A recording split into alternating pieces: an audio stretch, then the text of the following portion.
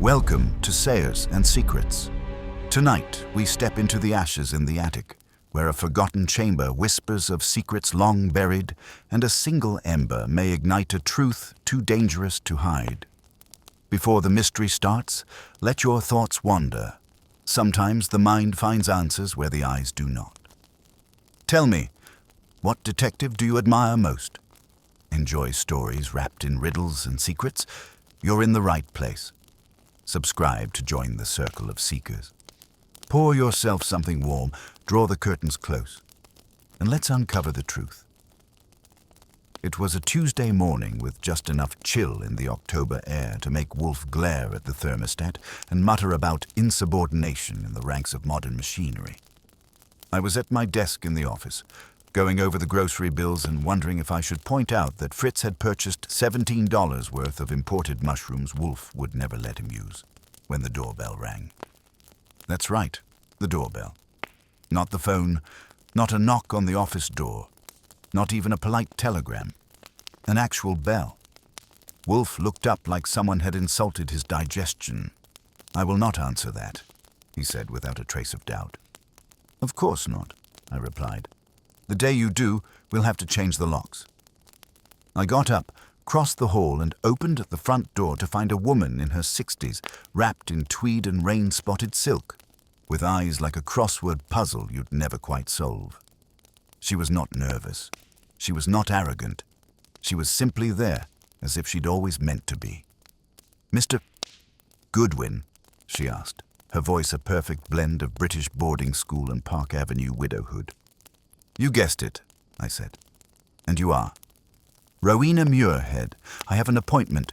"You don't," I said, because she didn't. "But I will," she replied, stepping inside like she had inherited the parquet. "I don't mind waiting." The sitting room swallowed her as I closed the door behind her.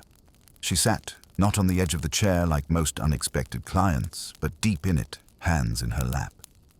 I went to Wolfe. "She says her name's Rowena Muirhead and she's here without an appointment. Also, she smells faintly of lavender and imperial authority." "I do not intend," Wolfe said without opening his eyes, "to accept any new engagements this week. I am already afflicted by the folly of 2 charlatans and an overly ambitious orchid." I leaned on the edge of his desk. "This one's different. She walked in like she'd already hired us and was just here for the paperwork." Wolfe grunted. "That's not a no," I said. "Should I fetch her in, or would you rather wait until she starts renovating the attic?" He didn't answer, which was Wolfen for yes.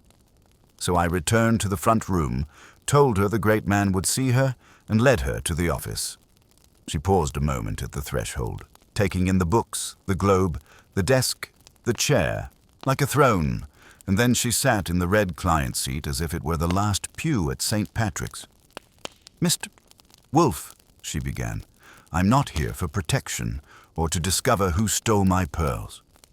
I'm here because someone rearranged the ashes in my attic." That got his eyes open. "A figure of speech, madam?" he asked. She smiled gently. "No, quite literal. My late husband, Phineas Muirhead, was cremated in 1962. His urn has sat in the attic of my family home in Upper Montclair for over a decade, in the far left corner, beside a stack of old phonograph records. Last week I went up to find the urn had been moved 3 feet and opened. The ashes were still inside, but there was something else with them." Wolfe shifted, barely. "Go on." "I found a silver lighter, monogrammed, inside the urn. Not my husband's. It belonged to a man named Howard Borland. He was declared dead in 1957. A fire at a hunting lodge in Vermont. But that lighter was buried with him. I remember it. I went to his funeral that stopped me cold." "You're telling us the ashes of your husband were tampered with, and inside the urn was the lighter of a man presumed dead years before your husband even died?" "Yes. And if that's not peculiar enough, 2 nights ago someone broke into the attic again. Nothing taken.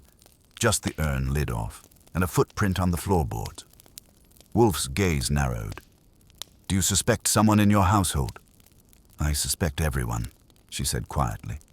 but especially the living. I leaned forward. You said you went to the other man's funeral. Borland. What was he to you? She looked down, smoothed a wrinkle in her skirt. A suitor. Briefly. Before I married Phineas. They served together in the war. I ended things when I realized he wasn't entirely what he pretended to be. You think he's alive? Wolfe said. Not a question. She hesitated. I think someone wants me to believe he is. And that's worse. Wolfe closed his eyes again. When he opened them, they stayed on her like a microscope slide. And why, madam, do you come to me with this theatrical puzzle? Because, she said, you're a man who believes in sequence and truth. Someone has violated both, and I cannot trust the police to see it as more than an old woman fretting about shadows. Wolfe tapped a finger on the armrest. I will charge you my standard fee, he said. I will not leave this house. I will send Mr. Goodwin to verify your claims. If he reports the situation as you describe, I may consider further interest. Rowena Muirhead nodded, stood, and retrieved a small envelope from her handbag. Mr. Wolfe, she said, placing it on his desk. You have already begun. She left with the kind of grace that didn't ask for doors to be held. I waited until the click of the front door before speaking. She didn't flinch once. Not even when you hit her with your standard snarl. She is not afraid, Wolfe said, but she is disturbed. More than she allows. I picked up the envelope. Inside was a snapshot, faded and bent. A man in a uniform holding a hunting rifle. The initials HB burned into the handle of a silver lighter at his belt. The back read, Howard Borland, 1945. He said he'd never burn. Want me to go to Montclair? I asked. Yes, Wolfe said. Take care. If a man returns from ashes, he may intend to make dust of others. By the time I got to Montclair, the sun was poking holes in the clouds like it had somewhere else to be, and the whole town looked like it had been brushed in soft grey chalk. Rowena Muirhead's home was the kind that made you feel underdressed just by walking up the front path. 3 stories of ivy-wrapped gilt and inherited silence, set back from the street like it had something to hide. The butler who answered the door looked like he'd been embalmed in loyalty and polished nightly. He gave me the kind of look usually reserved for milk left out too long, but when I gave my name, he nodded and led me to what he called the winter parlor, which, judging by the fire and the walls of first editions, hadn't seen winter or guests in a while. Mrs. Muirhead was already there, a shawl draped over her shoulders, staring into the fire like it might cough up answers. I've prepared the attic, she said, without turning. I assume Mr. Wolfe sent you to inspect the urn. Among other things, I said, easing into a leather armchair that could have comfortably seated a rhinoceros and a violin quartet. She rose. This way, then. Best to see it while the light is still good. The attic was 3 floors up, accessed by a narrow staircase tucked behind what looked like a bookshelf but wasn't. The stairs creaked with the kind of consistency that said no one would sneak up here without being noticed, and the attic itself smelled of dry paper, forgotten linens, and old wood that still remembered fires it never saw. She pointed to the far corner. There, on a low table beside a stack of cracked phonograph records, sat a metal urn, bronze, I'd guess, its lid removed. The ashes inside looked undisturbed at first glance, but to one side, nestled half in like a stowaway trying not to be noticed, was a tarnished silver lighter with the initials HBI crouched beside it. You touch anything since you found this? No. I left it exactly as I found it, and the attic has remained locked. The key hasn't left my possession. Anyone else have a copy? She hesitated. No, not that I'm aware of. But the household staff has been with me for years. Famous last words, I picked up the lighter with my handkerchief. It was heavy, the kind made back when people still believed in craftsmanship and personal flourishes. There was no question that this had been placed deliberately. No one misplaces a monogrammed lighter in an urn of ashes unless they're sending a message, and messages have readers. Who else knows it's here? I asked. No one. Not yet. I haven't told the police. Only you and Mr. Wolfe. I stood. Then you'll need to keep it that way. The second this turns into a parlor game, someone will change the rules. We went back downstairs and she offered me coffee in the winter parlor. I accepted, not for the caffeine, but to keep the conversation warm. Tell me about Borland, I said. Not the eulogy. The real version. She stirred her coffee slowly. Howard Borland was magnetic, in that dangerous way you don't notice until you're too close. He and Phineas served together in the Pacific. They returned different men. Borland came back wanting something more than peace. He was brilliant, charismatic, but erratic. When I ended our brief engagement, he disappeared from my life for a year. Then came the fire. The lodge burned to the ground. No survivors. They identified him through a signet ring and dental records. I attended the service. Closed casket. Ever question it? She looked at me, startled. You mean, did I think he was alive all this time? Number. But now someone wants you to wonder. Yes, she said quietly. And I don't know if it's meant to frighten me or warn me. Before I could answer, the doorbell rang. She stiffened. I offered to answer it, which she accepted with a nod. When I opened the door, I found a man in a dove-grey overcoat, early 40s, thin smile, darker eyes. He had the confident expression of someone who had already decided what sort of man you were. Mrs. Muirhead Inn, he asked. Depends. Who's asking? Everett Lang, he said. I'm her nephew. I just flew in from Chicago. He didn't offer a handshake, which I respected. A man with good instincts doesn't give fingerprints to strangers on doorsteps. She's in the parlor, I said, and you're a bit of a surprise. I imagine I am. He followed me in, and when Mrs. Muirhead saw him, her expression flickered for half a second. Relief, surprise, or something buried deeper. Everett, she said, standing.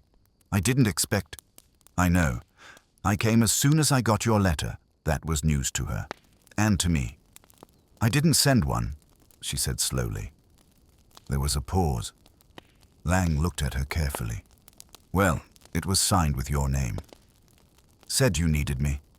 I watched the color drain slightly from her face. Wolfe would have called it a significant interference. I called it a new layer of fun. You have the letter? I asked. He produced it from his coat pocket. Typed, plain stock, no return address. Signed Rowena. She read it. This isn't my paper, she murmured. Or my ribbon. Mind if I take it? I asked. Lang shrugged. Be my guest. I pocketed it. I had no doubt Wolfe would want it. The paper stock, the phrasing, the choice to draw family into it without warning.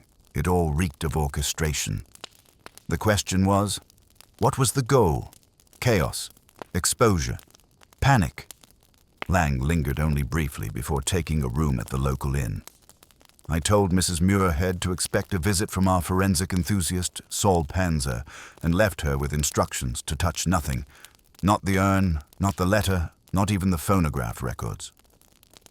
Back in the car, I called Wolfe to report. Someone's rearranging more than ashes, I said. And now the nephew's been baited with a forged letter. Good, Wolfe replied. The spider builds its web. Let us see who walks into it. I asked if he wanted Lang summoned to the brownstone. Not yet, Wolfe said. Wait. Watch. When the time comes, I want him cornered. Not curious, I hung up and pointed the car back toward the city. Outside, the wind was picking up. It always did when something was about to shift. I spent the next morning at the Montclair Library, doing what any red-blooded gumshoe does when handed a lighter from a dead man and a typed letter from a supposedly living woman, digging into old newsprint like it owed me money. I got what I needed from the microfilm archives in under an hour. Howard Borland's fire was big enough to merit a half-page spread and dramatic enough to sound staged. A lodge in southern Vermont had gone up in flames after a supposed kerosene spill during the off-season. 2 bodies were found, neither burned enough to prevent identification by dental records, and Borland's was declared accounted for, based largely on a ring and watch. I checked. The dental records were provided by a private dentist who'd gone out of business the year after. And the ring? That was confirmed by a man named Leonard Frisk, Borland's cousin and weekend hunting companion. I made a note to find him. Back in the car, I called Wolfe to brief him. He made a low sound, like a bear clearing its throat. The identification was circumstantial, he asked. Flimsier than Fritz's attempted barbecue, I said. If someone swapped rings and cooked a corpse, no one looked too closely. That was war's aftermath. People were eager to bury ghosts. Speaking of returns, there's a cousin still alive. Frisk, should I find him? No, Wolfe said. Not yet. First, the household. I want a full inventory of those with access to the attic. That meant I was going back into the Muirhead Manor with my shoes clean and my manners polished. I arrived just after lunch and was greeted again by the butler, who, if possible, looked even less impressed with my existence than the day before.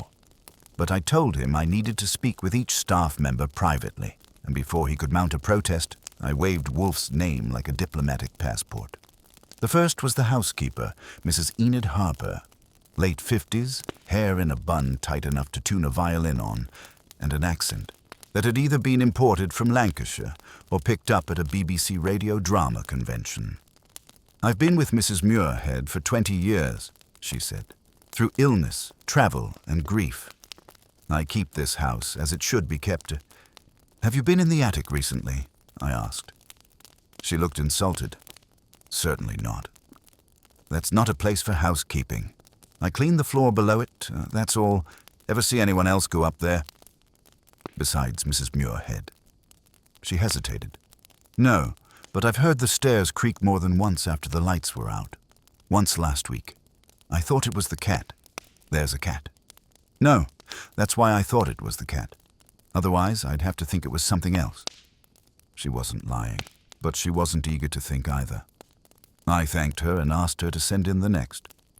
That turned out to be Martin Kelter, the gardener turned handyman. A wiry man with one too many cigarettes in his voice and the posture of someone who never expected good news from a visitor in a tie. Don't go near the attic, he said before I even asked. Last time I climbed those stairs, I was fixing insulation. Nearly fell through the floorboards. You believe in ghosts, Kelter? He grinned without humor.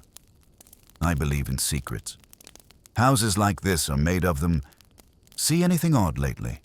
He shrugged. The shed door was open 3 mornings ago. Nothing stolen. Just open. Like someone borrowed something they didn't want found missing. I made a note. You have a key to the attic? Nope. Don't need one. Mrs. Muirhead keeps that on her desk. Always has. That contradicted her earlier claim, which meant either he was mistaken or someone had access she didn't know about, or pretended not to. Next was Greta, the live-in nurse for Mrs. Muirhead's arthritis. Mid-30s, pale, tidy, and quiet in that efficient way nurses get when they've worked too long in houses full of memories and not enough air. I sleep on the 2nd floor, she told me. I don't go up to the attic. My job is to manage medications, doctor appointments, and keep Mrs. Muirhead comfortable. That's all. You ever seen a silver lighter lying around the house? Her eyes flicked, just for a second. No, why? Just curious, I lied. She smiled politely and glanced toward the hall clock as if to say, this is not my mystery. Please leave me out of it. Finally, I tracked down Everett Lang, who had taken up residence in town like a man who intended to outstay his welcome. He met me at the local bar, where he was nursing a gin and giving the bartender investment advice he hadn't asked for. I suppose you're Wolfe's eyes and ears, Lang said. That's me. With better suits, you think someone planted that lighter to spook my aunt? I think someone wants the past stirred. And you got a letter that didn't come from her. He nodded. That's why I stayed. I don't like being maneuvered. Why would someone want you here? Lang tapped his glass. Family tension, inheritance.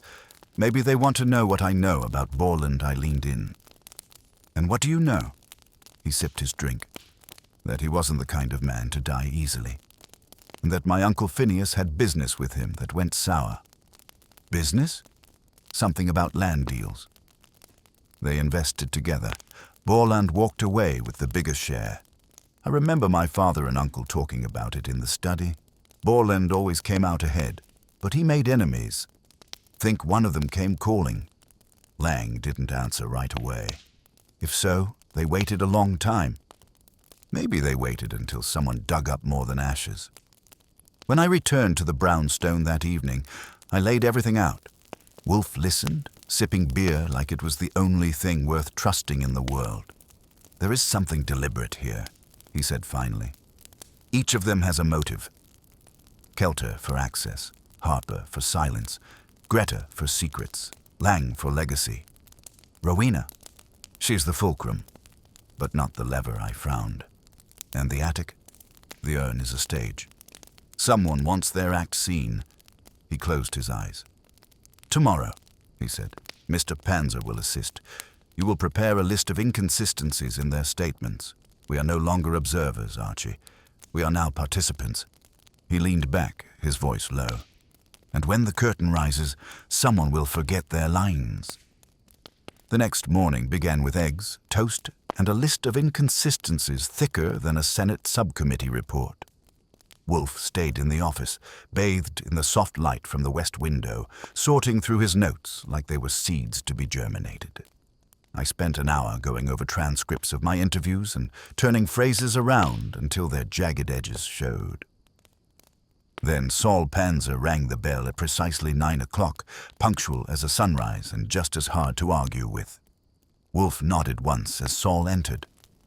Archie will brief you. You are to corroborate, disprove, or complicate. Nothing else. Understood, Saul said. I led him to the front room and ran through the dossier. The staff, the urn, the break-in, the mysteriously materializing nephew, and the borrowed ghost of Howard Borland. When I finished, Saul leaned back and said, "Start with the nurse." The people who observe but say little usually observe too much. So we did. Greta, the nurse, was not thrilled to find herself facing two detectives before lunch, but she kept her poise. We sat in the breakfast room while she arranged vitamin bottles on a tray with more care than the Louvre gives to marble. "I've already told Mr. Goodwin everything," she said. "Then this will be brief," Saul replied. "You sleep on the second floor. Anyone pass your door in the night recently?" She glanced up. "I'm not. Sure. I take a sleep aid most evenings." "That's an answer," Saul said, "but not a good one." I watched her fidget. She was the kind who avoided lies but kept truths in reserve. Saul leaned in slightly. "Have you seen anyone upstairs where they shouldn't be?" She paused. "Once. 2 nights ago. I got up for water and saw Mr. Lang coming down from the attic stairwell. He said he was lost. That was new. She hadn't mentioned that to me." "You didn't think to tell anyone?" I asked. "I wasn't sure it meant anything," she replied. He was polite. Said he'd been looking for his room and taken the wrong turn. "There's no room on the attic floor," Saul noted. She sighed. "Yes, I know we left her with her tray and headed for the shed out back. The one Kelter claimed had been opened." Saul did what Saul does. Poked, sniffed, knelt, checked hinges and mud and locks like a man cataloging an invisible inventory. He found boot prints near the rear wall that weren't Kelter's, and a small scrap of cloth snagged on a rusted hinge. He bagged it like it was gold. "He didn't open this," Saul said. "Someone else did." "Lang? Maybe. But this cloth is from a sleeve. Smooth, not Lang's style. Could be Harper's, or Muirhead herself." We re-entered the house through the kitchen where Harper was polishing silver like it had offended her. I watched her for a moment. She moved with purpose, but it was rigidly controlled. I decided to prod. "Say, Mrs." "Harper," I asked, "you didn't happen to lose part of a sleeve recently, did you?" She blinked. "Excuse me." A scrap of fabric, about an inch long, caught on a shed hinge. Her face tightened just enough. "I haven't been near the shed." I gave Saul a glance. He was already pulling out the plastic envelope. When she saw it, her knuckles went pale on the handle of the teapot. "May I?" he asked. He stepped forward, reached gently, and held the cloth up against the seam of her right sleeve. Perfect match. Her mouth thinned. "I went there 2 nights ago," she said finally. I heard a noise. I thought perhaps Kelter had left something open. I found the door unlatched. "Why not report it?" Saul asked. I didn't want to seem alarmist. Mrs. Muirhead has enough on her mind. "Did you go inside?" "No, I only checked the latch." "See anyone near the house that night?" She hesitated. "Yes. I saw Mr. Lang crossing the lawn. He looked toward me, but didn't stop. He was carrying something wrapped in cloth." "What kind of cloth?" I asked. "Dark. A shawl, perhaps. Or a towel." So now we had Greta placing Lang near the attic and Harper placing him near the shed with mystery cargo. It was looking less like a coincidence and more like a stage rehearsal where the actors kept forgetting their marks. Back in the car, Saul reviewed the timeline aloud as I drove. Lang shows up with a forged letter. Greta catches him on the attic stair. Harper sees him near the shed, carrying something. He's the outlier. But why stage this now? And why with Borland's lighter? I nodded. "And what about Kelter?" "He says the attic's unsafe, but he's the one who used to fix the insulation.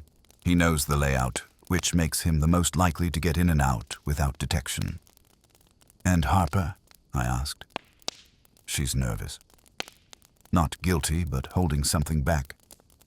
"She's loyal," Saul said, "but not blind. Keep an eye on her." That evening, back at the brownstone, Wolfe listened with more interest than usual, his fingers drumming softly on the armrest. "Lang is being framed or is framing others," he said.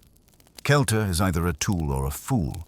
Harper is a wallflower with a bruise, and Greta has noticed too much to be as calm as she pretends." I asked. "Want me to confront Lang?" "No," Wolfe said. "Let him stew. He will act, if pressed. What about Mrs. Muirhead?" "Tell her nothing." "Not yet. She must remain uncertain. Her anxiety may prove more revealing than her clarity." He rose, a rare thing, and went to the globe, spinning it gently with one hand. "Tomorrow," he said, "we change the tempo. Invite Lang to lunch. Here, observe his appetite." I blinked. "You want to feed the suspect?"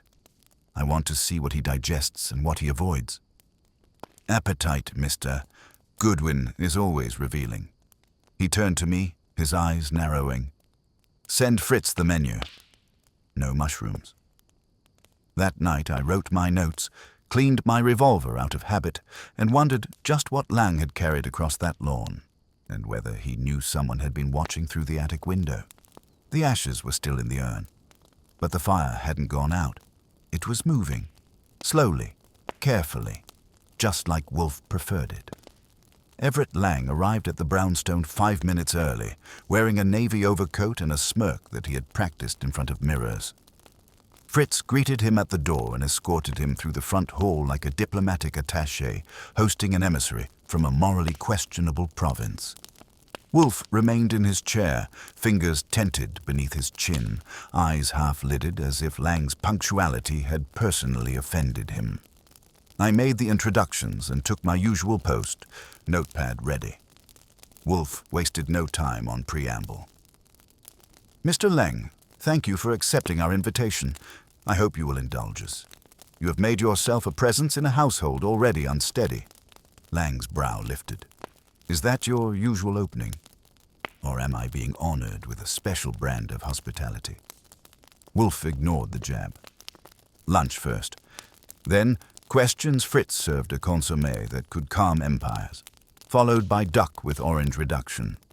Lang handled the courses like a man used to tasting menus and business meetings over lamb racks. but his reactions were sharp. He flinched ever so slightly at the sight of the salad. Fritz had been instructed to serve chicory and shaved fennel with walnuts. Wolfe caught it, of course. "You do not enjoy walnuts?" Lang gave a practiced smile. "I'm not allergic. Just not fond of surprises in leafy form, a sound philosophy," Wolfe murmured.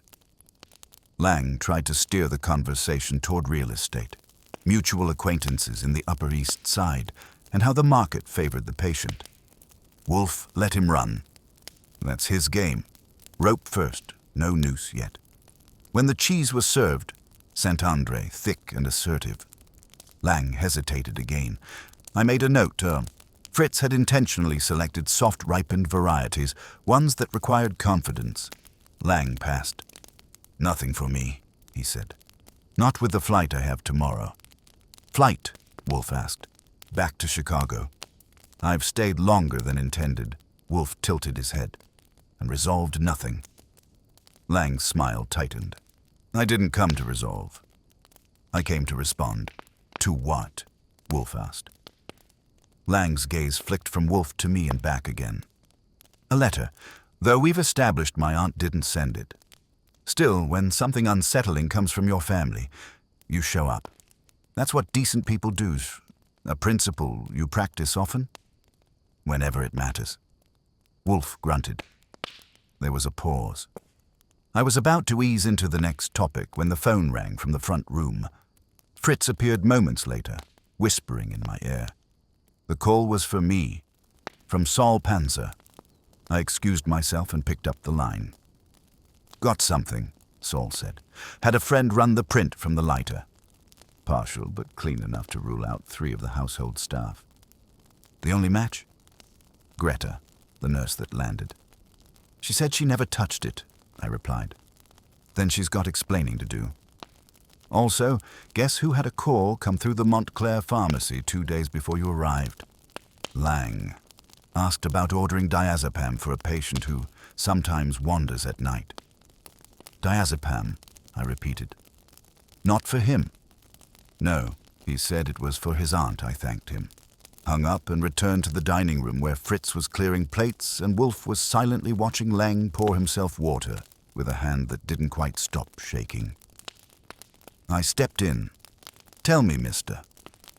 Lang, when you asked the pharmacy about diazepam, were you planning to administer it personally or just sabotage someone else's prescriptions?" His jaw stiffened. "What are you talking about?" Wolfe didn't move. "Mr. Goodwin is referring to the call you made. You inquired about a sedative using your aunt as a pretense. That is a matter of record. Perhaps, if you are innocent, you will explain why you did not mention this earlier." Lang glanced at me, then Wolfe, then back to his empty plate. I was concerned. Aunt Rowena has been acting strange, forgetting things, making odd accusations. "Odd like discovering a lighter in her husband's urn?" I asked. He held up a hand. "I didn't plant that. I came because I thought maybe she was unraveling. She's 73, alone.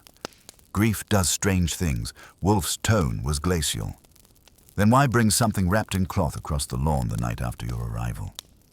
Lang's eyes went hard. "You've been watching me?" "No, but you were observed. And you were not carrying medicine." He stood. "This is ridiculous. I don't have to sit here and be accused." "No," Wolfe said, "but if you walk out now, you confirm suspicion. You arrived under false pretenses. You moved freely in a house that didn't expect you. You lied about the attic, about your intentions. And now you're visibly frightened." Lang's jaw worked as he debated whether to threaten a lawyer or just storm out. In the end, he did neither. He straightened his coat and said, "If I find out you've been prying through my affairs—" "You'll do nothing," Wolfe cut in. "You came to control a situation. But the situation is no longer yours." Lang didn't reply. He left the brownstone with his back ramrod straight, as if posture could erase suspicion. Fritz returned with coffee. Wolfe didn't touch it.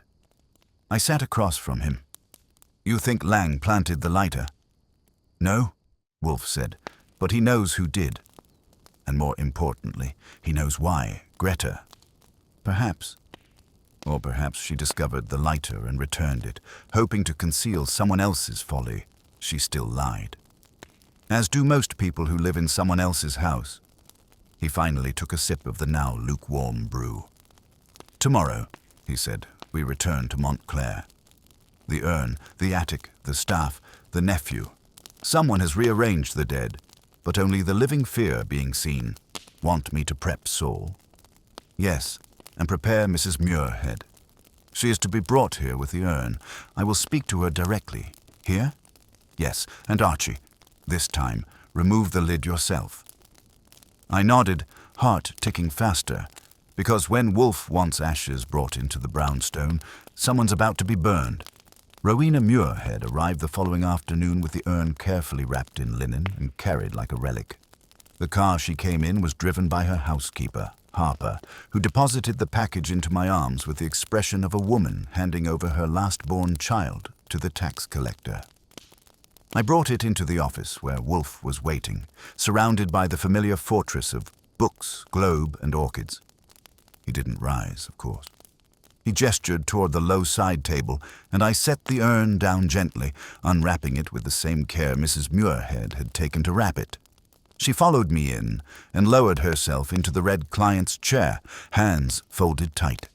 Harper excused herself and left, her lips pressed into silence. I noticed her hesitation at the threshold, though. It was a half-second glance at the urn, like she feared it might whisper her name out loud. Wolfe studied Rowena, not the urn. Madame, I apologize for the inconvenience. But you must understand, I cannot work on shadows. The object itself is essential. Rowena inclined her head. I trust you, Mr. Wolfe. If the urn must sit in this room until you find the truth, so be it. My husband will forgive me the indignity. I leaned over, eased off the lid, and looked down into the ashes. They were gray, fine, undisturbed except for the small hollow left by the lighter I'd lifted days earlier. Wolfe did not move, but I caught his nostrils twitching slightly. He spoke without opening his eyes. Mr. Fool. Goodwin, the envelope. I slid the forged letter across the desk. Wolfe tapped it once. This letter brought her nephew. It did not bring you, madam. You came because of the lighter. You considered them separate disturbances. They are not. They are a single provocation. Someone wishes to connect the living to the dead, your husband and Mr. Borland, by grafting one symbol into the other's remains. Rowena's voice wavered. And to what end? That, Wolfe said, is the question. But first, some preliminaries.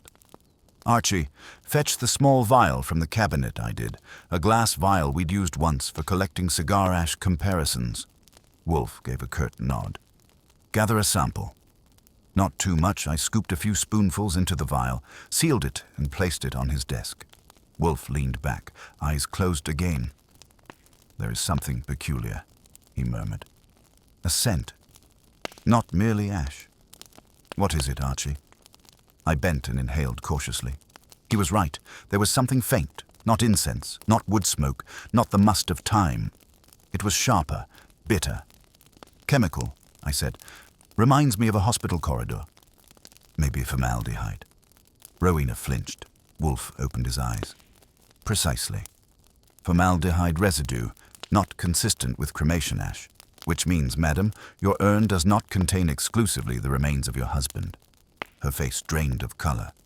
You mean someone added? Not merely added. Substituted. Part of what you have preserved upstairs is not Phineas Muirhead. The silence after that could have drowned a parade. I broke it. So we've got a body swap? Someone smuggled extra ash in to confuse the scene. Or to remind, Wolfe said. A message in dust. Whoever did this wanted Mrs. Muirhead to think of Borland.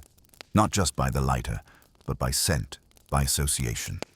It is both performance and accusation. Rowena pressed a handkerchief to her lips. But why now, after all these years? That is what we will determine. Wolfe's gaze turned to me. Bring Greta tomorrow, the nurse, and Mr. Lang, if he can be lured again. I will not have them wriggling unseen. The urn will remain here until then."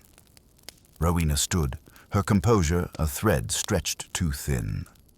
"Do what you must, Mr. Wolfe. But if you discover my husband has been desecrated for someone's amusement—" "Not amusement," Wolfe cut in. "Strategy." After she left, I poured myself a drink and turned to Wolfe. "So now we're keeping ashes in the office. What's next? Fritz cooking with them?" He closed his eyes, unimpressed. "We are keeping evidence, not ashes. And you, Archie, will stop making jejune remarks and instead think of motive. Borland, presumed dead. A lighter appearing. A nurse who touches what she denies. A nephew prowling where he ought not. The household is a gallery of pretenses. We must decide who benefits from Borland's ghost. Lang, maybe. He inherits if she loses her marbles. Possibly. Greta, perhaps. Nurses profit from dependence. Kelter, Harper, each has reason to obscure the past. And Borland himself, I asked. Suppose he isn't dead. Wolfe frowned. Then he is playing with fire, and the ashes tell us he may indeed still burn. The phone rang then, slicing the silence. I picked it up. It was Saul. His voice was low and steady. "Archie." Someone broke into the Montclair shed again. This time they left something behind. A scorched glove. Size 8. Men's. And inside the lining, traces of the same chemical I smelled in that urn sample you brought me last night. I covered the receiver and looked at Wolfe. "Want to hear this?" He waved a hand. I relayed.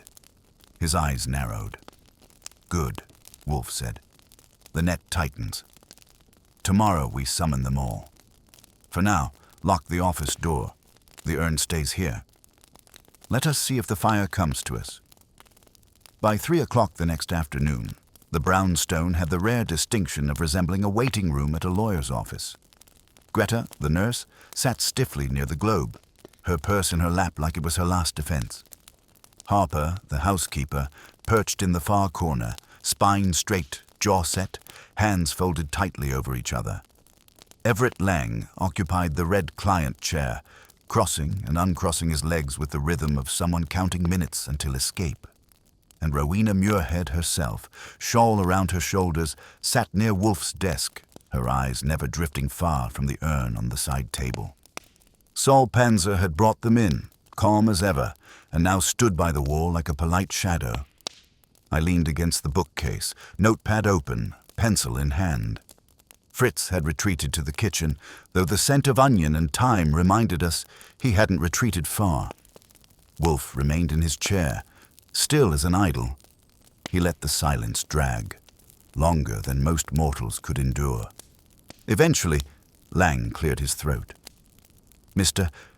Wolfe, you summoned us, but I'm not sure why we're here. This is a family matter." Private Wolfe opened his eyes. "Nonsense.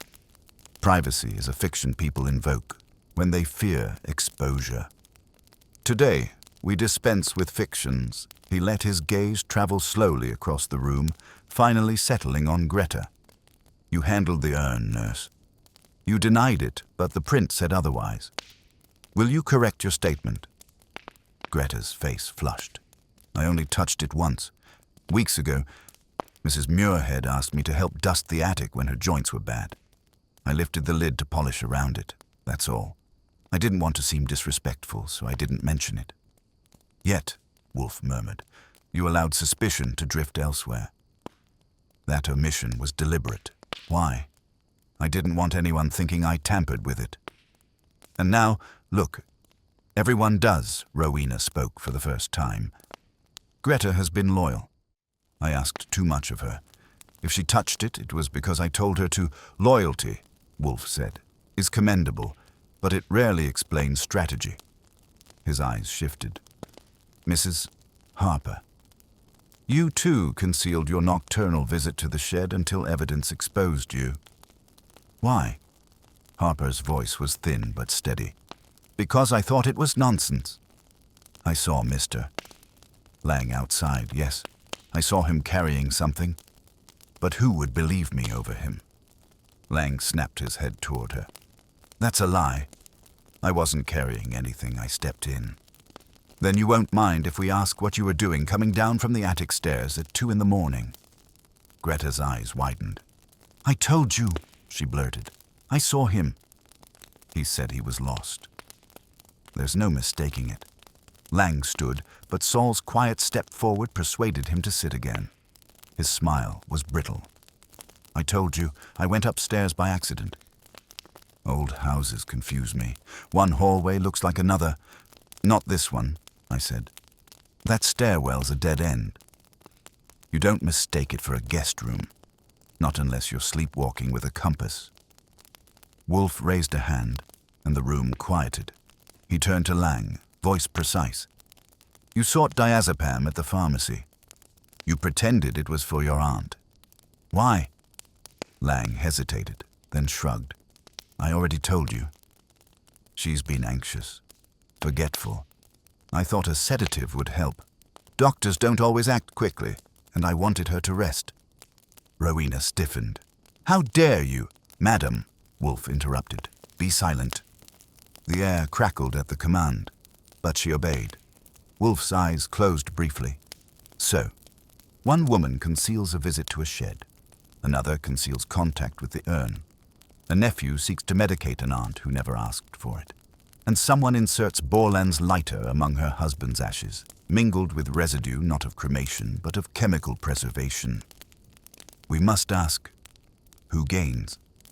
No one spoke. Wolfe let the silence widen like a noose. Then he shifted his gaze back to Lang. You have a theory about Borland's death, do you not? You implied as much to Mr.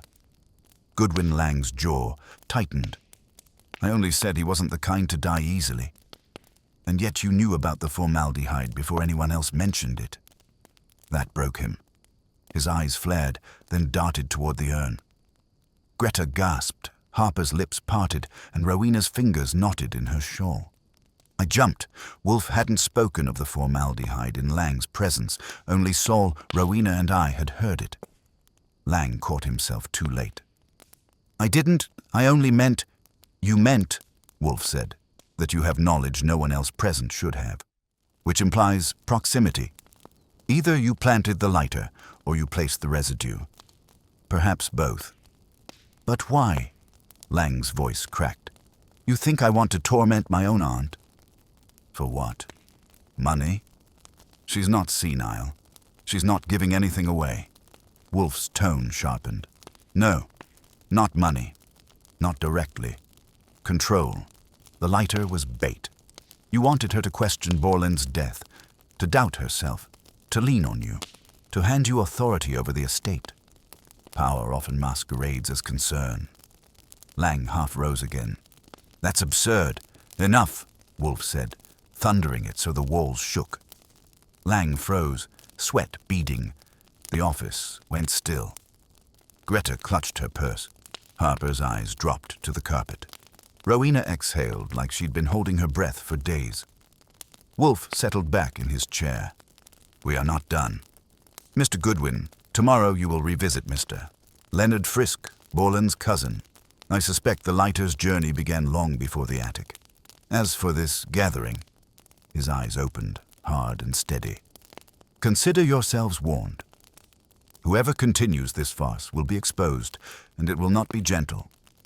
He rang the bell for Fritz. Now, you will leave. Archie will escort you. The urn remains. The dismissal was final. They filed out, shaken. Lang tried to speak again, but thought better of it when Saul shifted his weight. When the door shut behind them, I turned to Wolfe. You sure Lang's our man? No, Wolfe said. But he knows more than he claims. And today, he revealed too much. Tomorrow, we prod further. The ashes conceal more than one lie, and I intend to exhume every one of them. The following morning I pointed the car toward Paramus, where Leonard Frisk, Borland's cousin and the man who'd identified the ring back in '57, lived in a tidy clapboard house with shutters painted the kind of green you only get by overdoing it at the hardware store. He answered the door himself, tall, slope-shouldered, late 60s, with the wary look of a man who's been asked one question too many times in his life and never liked the answer he had to give. I introduced myself and explained my business. He sighed, ushered me inside, and offered me weak coffee in a kitchen lined with clattering plates and the smell of boiled ham. "I figured somebody would come one day," he said. "It's never over, is it?" "Not when there's doubt," I leaned back. "Doubt's what I'm here to check. You identified Borland's body, or what was left of it. Want to tell me how you were so sure?" He rubbed his forehead. It wasn't pretty. Lodge was mostly gone. They pulled out 2 men. One was a groundskeeper, easy enough to name. The other, I was told it was Howard. They showed me a ring. His ring. Engraved with his initials, HB, he never took it off. I said yes. What else could I say? "You didn't see his face?" "No, couldn't. 2 burned, but the dentist records confirmed him, right?" Frisk hesitated. That's what they told me. I never saw the chart. Just took their word. "And you didn't think it odd they buried a closed casket on the say-so of a dentist and a ring?" He gave me a bleak smile. "Son, in '57, people didn't argue with authority. The sheriff said it was Borland, the insurance paid out, and everyone wanted to move on. I wasn't about to contradict it. Howard had enemies. If someone had done it on purpose, I didn't want to be next. That got my attention." "Enemies?" "Plenty. Business deals mostly.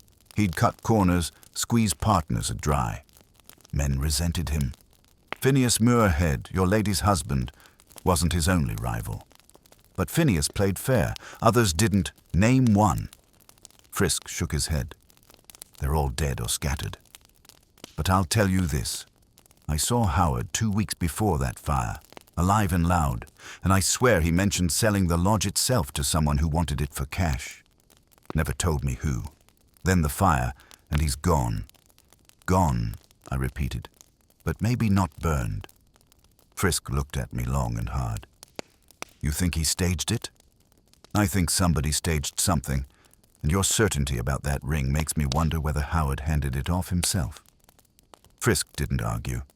He just stared at his coffee cup like it might confess. On my way out, he stopped me. "If Howard were alive after that fire, he's the kind to hold a grudge for 50 years. Be careful who you dig up back at the car." I called Wolfe. He listened while I gave him the rundown. So Frisk never saw Borland's body. Just a ring, and the dental records are vapor, which means Borland's death certificate is nothing but ink. "Precisely," Wolfe said. "This was not a cremation. It was a substitution. Someone needed Borland dead on paper, not in truth. And now, someone reminds us with ashes. Question is," I said, "why toss the lighter into Muirhead's urn instead of just mailing it to the widow with a nasty note?" "Because," Wolfe answered, "the urn is sacred. A violation there wounds deeper. It is not merely a message, it is desecration. And desecration carries motive." When I got back to the brownstone, the urn was still on the side table, looking more like a jury box than ever. Wolfe had not moved, except to order Fritz to keep it dusted. He had, however, made notes on slips of yellow paper stacked neatly beside him. "Saul has traced the pharmacy call," he said. Lang indeed asked for diazepam, but the number he called from was not his hotel. It was from a payphone half a block from Greta's boarding school friend. She too could have placed the call. "So they're colluding?" I asked. "Or being maneuvered together?" "The pattern is deliberate. Someone uses Lang's anxiety, Harper's loyalty, and Greta's silence. They are pawns. The player is elsewhere." That night, Mrs. Muirhead called, her voice tight with panic. "Mr. Goodwin, someone has been in my attic again." The urn is gone. I almost dropped the receiver. "No, ma'am." "It's here in Wolfe's office." A pause, then a breath of relief. Then they wanted me to believe it. The lid was placed on the floor. The records are scattered. As if the urn had been carried away, I promised to send Saul to guard the house overnight. She thanked me, her voice thin as tissue paper. When I hung up, Wolfe's eyes were on me. The aggressor grows impatient. Soon they will overreach. When they do, we must be prepared. And how do you plan to prep? I asked. He folded his hands. We summon them again. But this time, not for questions, for confrontation. They will speak, and they will betray themselves. And I, Archie, will be ready. I stared at the urn, the faint, bitter scent still clinging to it. Whoever was behind this hadn't just stirred ashes. They'd lit a fuse, and Wolfe, damn him, was content to sit in his chair and wait for the explosion. By the time the suspects were assembled again in Wolfe's office, the autumn light had slipped behind the skyline, leaving the room lit by lamps and shadow. The urn sat squarely on the mahogany desk, a silent witness with no choice but to testify. Wolfe had insisted on its placement there, central and unavoidable, and the effect was immediate. Every set of eyes darted toward it, then away, as if afraid the ashes might suddenly stir. Rowena Muirhead was pale but composed, her shawl clasped tightly around her. Harper stood behind her like a sentry, rigid and resentful. Greta sat closest to the door, posture neat, hands folded, her purse beside her as if she might need to flee at a moment's notice. Lang, as usual, played at confidence, but the tension in his jaw betrayed it. Saul took his usual post near the wall, still as carved granite, and I leaned against the globe, ready to jump in when Wolfe gave me the nod. Wolfe allowed them to settle before speaking. You all know why you are here. The desecration of this urn is no longer a matter of accident or mischief. It is designed, and design implies an architect. Lang scoffed softly. You talk as if this is some grand conspiracy. It's a mistake, a mix-up at worst. You've made a spectacle of a private family matter. Wolfe's eyes opened, unhurried but sharp. Mr. Lang, your posture is wearying. I warned you before against mistaking arrogance for innocence. You came here summoned. You will remain until I dismiss you. Lang's lips pressed shut, though the flush in his face betrayed how much he wanted to retort. Wolfe shifted his gaze. Mrs. Muirhead. You have been the guardian of this urn for over a decade. Its disruption has shaken you, but your responses have been measured. That speaks to character. However, the truth is not found in composure, but in contradictions. He turned to Greta. You lied about touching the urn. Your print revealed you. You claim it was to dust it for your mistress. That is plausible. But implausible is your silence afterward. Why deny a harmless act unless you feared it implicated you in something worse? Greta's voice was steady, though thin. Because no one would believe me. Because when women speak in houses like these, men call it imagination. I wanted no trouble. Yet, Wolfe said, you're in the thick of it. He then addressed Harper. And you, housekeeper. You denied your excursion to the shed until evidence trapped you. You saw Mr. Lang carrying a parcel. You said so reluctantly. Was that fear or misplaced loyalty? Harper glanced down, her jaw tightening. I've served Mrs. Muirhead faithfully for 2 decades. My loyalty is to her alone. But truth makes enemies. Lang snapped his head toward her. You've been against me since I walked in. Harper's voice sharpened. Because you came with lies stitched into your coat. I saw you that night. You carried something, I carried nothing. Lang's voice rose, brittle. I went outside for air. You invent shadows. Silence, Wolfe commanded, and the word dropped like a gavel. We will proceed in sequence. He gestured at the urn. Someone placed Howard Borland's lighter among these ashes. Someone tainted them with chemical residue inconsistent with cremation. Someone has used this relic of grief to force remembrance. Each of you has concealed truths, but one of you has built the illusion. The silence was knife-edge sharp. Wolfe's gaze moved from face to face, pausing on Rowena. "Madam, did you love Borland?" She stiffened. "Once. Briefly. But I married Phineas, and I remained faithful to him. Whatever Borland was, he belonged to another life. Yet he intrudes now. Why? Because the past was never buried, and someone here wants to exhume it." Greta's voice cracked. "You think he's alive?" "Possibly," Wolfe said. "But irrelevant. What matters is not whether Borland breathes, but who profits by summoning his ghost." Lang shifted, restless. "This is theater." "You're accusing everyone without evidence." Wolfe ignored him. "Consider the pattern. The forged letter that brought Lang, the lighter that evoked Borland, the staged disturbance in the attic as if the urn were stolen. These are not random. They are acts of orchestration, and orchestration requires motive." I leaned forward. "Which is?" Wolfe tapped the desk once. "Inheritance. Control. The undermining of Rowena Muirhead's confidence to position another as protector, heir, or both." All eyes turned to Lang, whose flush deepened. He spread his hands. "I came because I was summoned. If I'd wanted to manipulate my aunt, I wouldn't need props. I could simply speak to her. Too obvious," Wolfe said. "You are reckless, but not inventive. You are a pawn, not the hand that moves it." Lang jerked back. "Pawn? Then who?" But Wolfe had already shifted his gaze.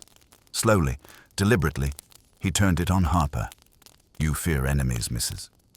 Harper. You conceal when you should reveal. You saw what you should not have seen, and perhaps you saw too much long ago. Did you know Borland well?"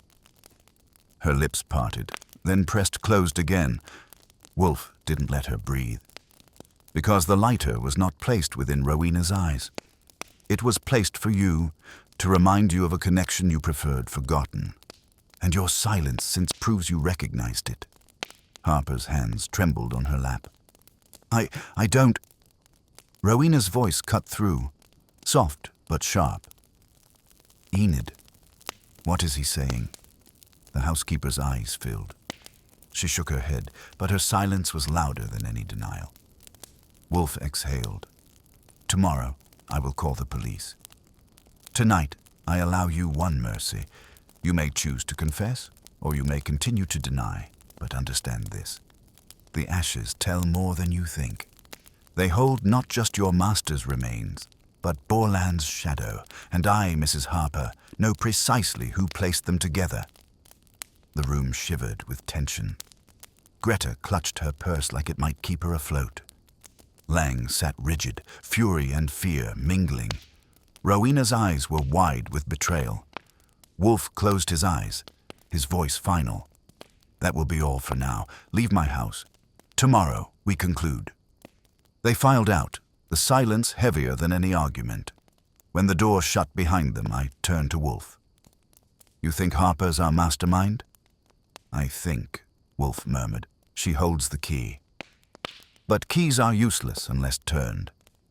Tomorrow, Archie, we shall turn it." I looked at the urn, sitting in quiet accusation. Tomorrow, Wolfe would make someone speak, or break. At Wolfe's order, the next afternoon, the brownstone was once again crowded. Rowena came with Harper, who looked like she hadn't slept. Greta arrived promptly, tidy as always, but her knuckles were pale from gripping her purse. Lang swaggered in last, determined to show he wasn't cowed, though he picked the farthest seat from the urn, which Wolfe had positioned dead center on his desk. The office had the air of a tribunal. Wolfe sat immense and immovable, fingers steepled.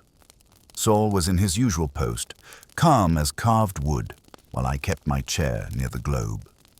Fritz had retreated to the kitchen with instructions to keep interruptions at bay. The room was ours until Wolfe dismissed it.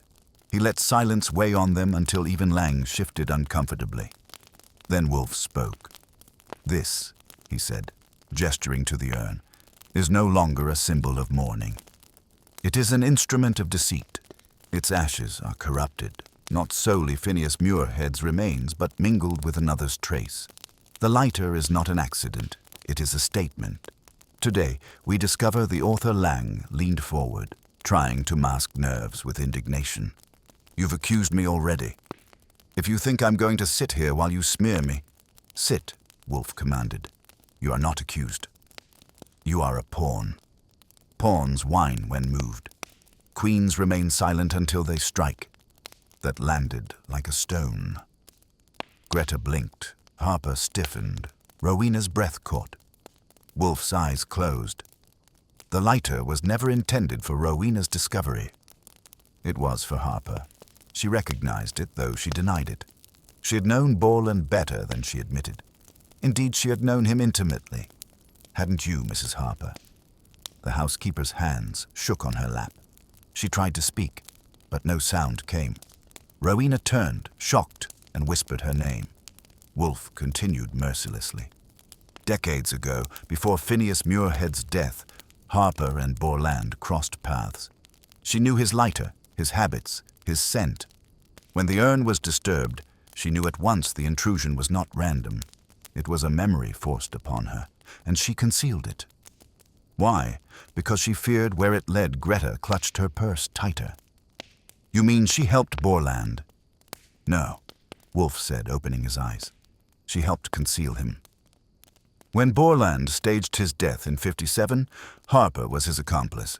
She provided alibis, contacts, perhaps even shelter, and when he vanished for good, she buried her part with him. Until now, Harper's voice finally emerged, hoarse. I was young, foolish.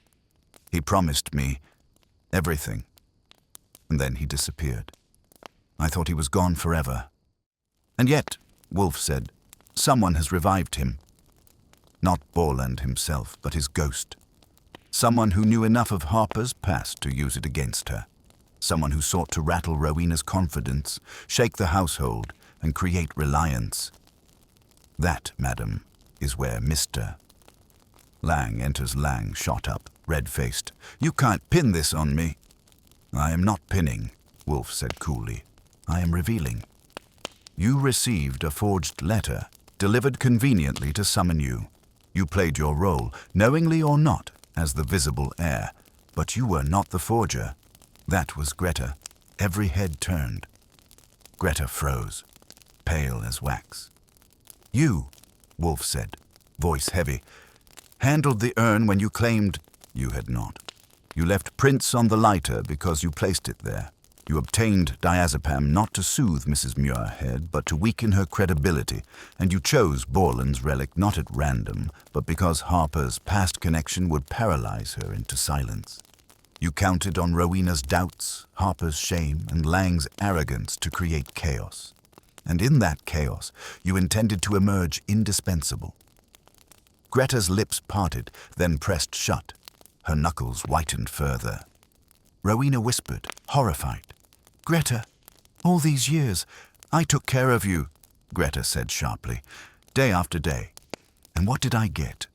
Wages, gratitude, never security, never a place in your will. I listened to your stories, your grief, your regrets. I knew your secrets better than you did. So I created a reminder. I made you look at me. And you did, Lang swore under his breath. Harper buried her face in her hands. Rowena looked stricken. Wolfe exhaled. You miscalculated, nurse. You thought resurrection of Borland's ghost would weaken, but it has been revealed. You failed to consider that ashes may lie, but they cannot speak, and when they cannot, I must. Greta's voice cracked. You can't prove it.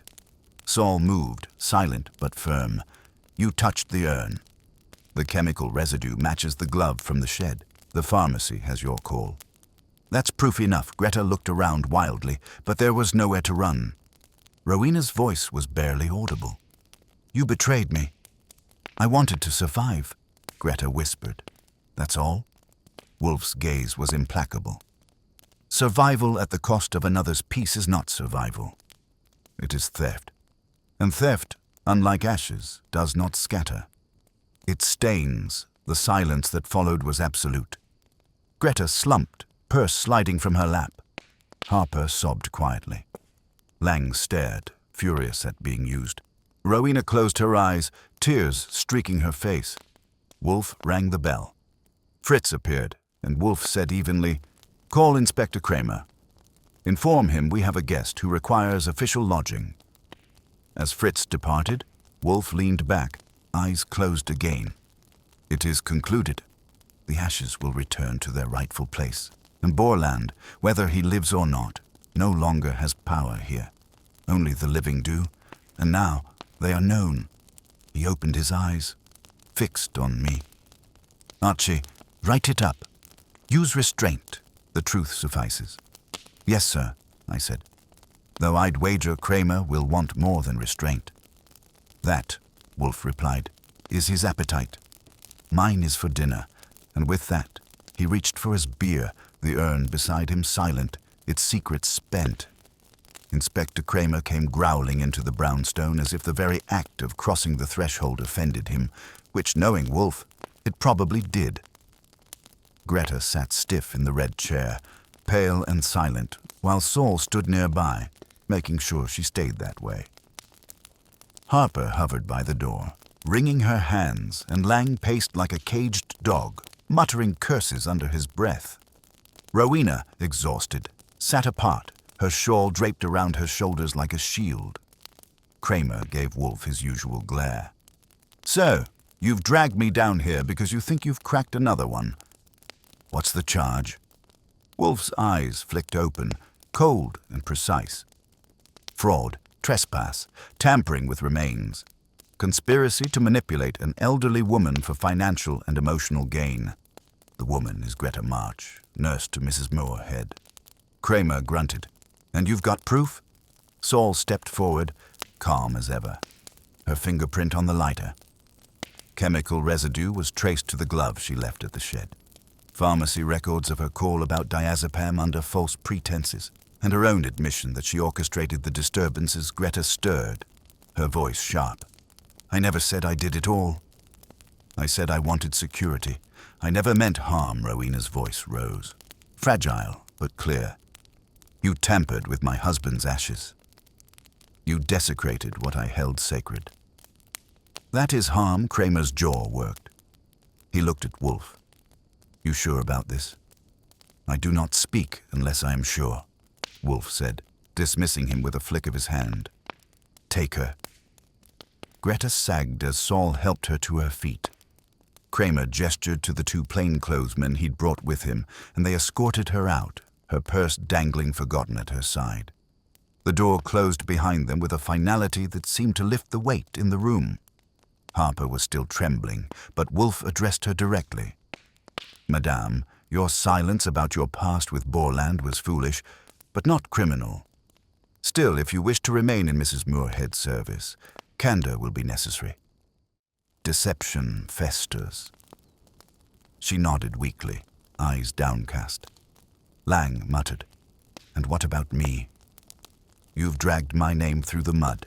You dirtied it yourself," I told him. "Nobody forced you to prowl around attics and pharmacies." Wolfe's gaze was iron. "You may leave, Mr. Lang. You're not guilty of this particular fraud, merely of arrogance and stupidity. The law punishes the former. The latter punishes itself." Lang's face darkened, but he knew better than to answer. He left with the stomp of a man who'd just learned he wasn't half as clever as he thought. That left Rowena and Harper. Rowena rose slowly, clutching her shawl. "Mr. Wolfe, thank you. I thought I was losing my mind. To know it was a plot, not madness, it is a bitter relief." Wolfe inclined his head. "Your grief was used against you. That is intolerable. You may now return your husband to rest without interference." She bent her head in gratitude and, with Harper's arm supporting her, made her way out. Silence returned to the office. Wolfe leaned back, closing his eyes. I poured myself a drink because somebody had to mark the occasion. "You know," I said, "if Borland really is still alive out there somewhere, he must be laughing. 50 years gone, and he still manages to cause a stir." Wolfe's lips twitched. If he lives, he is diminished. His ghost has already been slain. Comforting, I said, taking a sip, though I wouldn't mind if he stayed buried. Wolfe reached for his beer. Life, Archie, is rarely so obliging, but one truth endures. The dead can be manipulated only when the living consent. Miss March learned that too late.